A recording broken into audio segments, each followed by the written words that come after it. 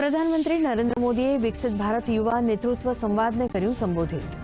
કહ્યું, આજે ભારતમાં ઓરેન્જ ઇકોનોમીનો દોર. કલ્ચર, કન્ટેન્ટ અને ક્રિએટિવિટી ક્ષેત્રે થઈ રહ્યો છે અભૂતપૂર્વ વિકાસ.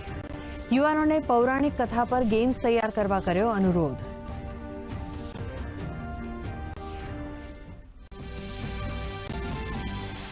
ભારત અને જર્મની વચ્ચે સંરક્ષણ અને ટેકનોલોજી સહિત 19 સમજૂતીઓ પર થયા હસ્તાક્ષર.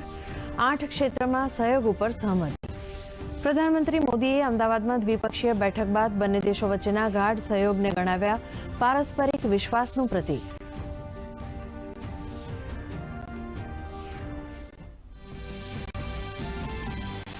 પ્રધાનમંત્રી મોદી અને જર્મન ચાન્સેલરે સાબરમતી રિવરફ્રન્ટ ખાતે આંતરરાષ્ટ્રીય પતંગોત્સવને કરાવ્યો પ્રારંભ.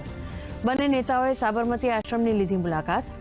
અડાલજ ખાતે આવેલી ઐતિહાસિક વાવથી જર્મન ચાન્સેલર થયા પ્રભાવિત.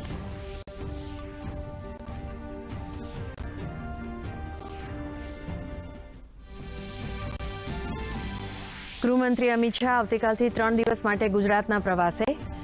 ગાંધીનગર, અમદાવાદ ખાતે વિવિધ વિકાસ કાર્યક્રમોમાં આપશે હાજરી.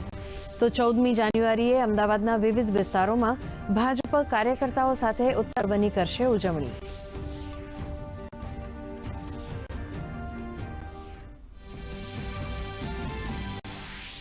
વર્ષ 2047માં સૌરાષ્ટ્રનો જીડીપી 11 થી 12 ગણો વધીને $600 બિલિયન પાર પહોંચશે.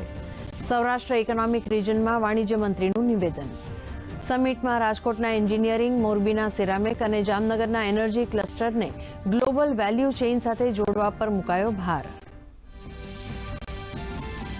કેન્દ્રીય મંત્રી જીતેન્દ્રસિંહે અમદાવાદ આઈઆઈએમ ખાતે નિધિ સેન્ટર ઓફ એક્સલન્સનું કર્યું ઉદ્ઘાટન. કહ્યું, આ સેન્ટર આગામી સમયમાં નવીનતા અને ઉદ્યોગ સાહસિકતાના ક્ષેત્રે સાબિત થશે માઇલસ્ટોન.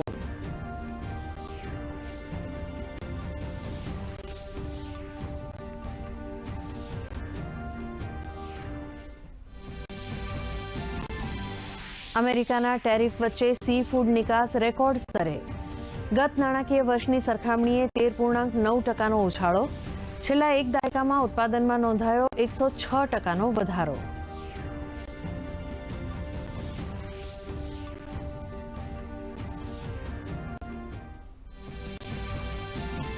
રાજ્યમાં વધશે ઠંડીનું જોર. આગામી 48 કલાક દરમિયાન ઠંડીનો પારો 2 થી 3 ડિગ્રી સુધી ગગડવાનું હવામાન વિભાગનું અનુમાન. તો રાજસ્થાન, પંજાબ અને હરિયાણામાં કોલ્ડ વેવની સ્થિતિ. તો બિહારમાં ગાઢ ધુમ્મસનું અનુમાન.